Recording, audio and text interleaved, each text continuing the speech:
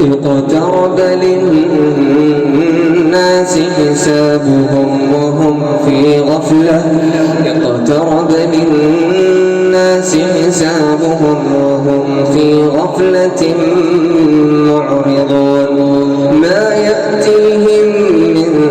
ذكر من ربهم محدث إلا استمعوه وهم يلعبون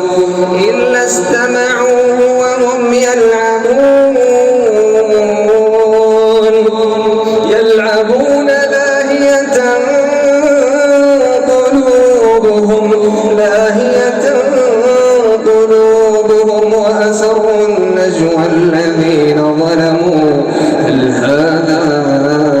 إلا بشر مثلكم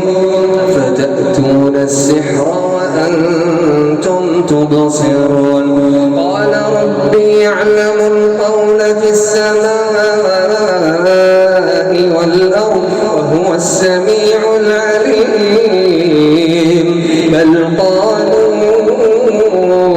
أضغاث أحلام بل افتراه بل هو شاعر فليأتنا بآية كما أرسل الأولون ما آمنت قبلهم من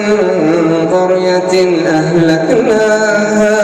أفهم يؤمنون وما أرسلنا قبلك إلا رجالا نوحي إليهم فاسألوا أهل الذكر إن كنتم لا تعلمون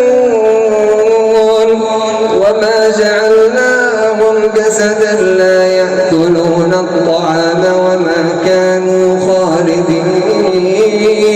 ثم صدقناهم الوعد فأنجيناهم ومن نشاء وأهلكنا المسرفين لقد أنزلنا إليكم كتابا فيه ذكركم أفلا تعقلون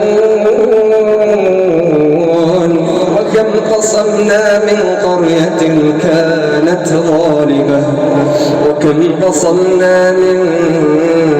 قرية كانت ظالمة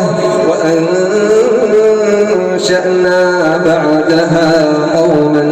آخرين فلما أحسوا بأسنا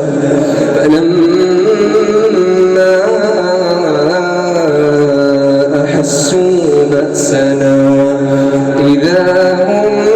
منا يركضون لا تركضوا وارجعوا إلى ما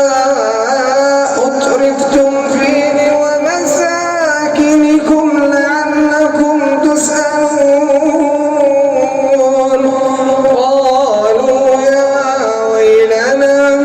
قالوا يا ويلنا إنا كنا ظالمين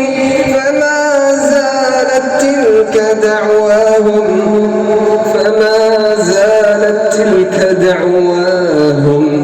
حتى جعلناهم حصيدا خامدين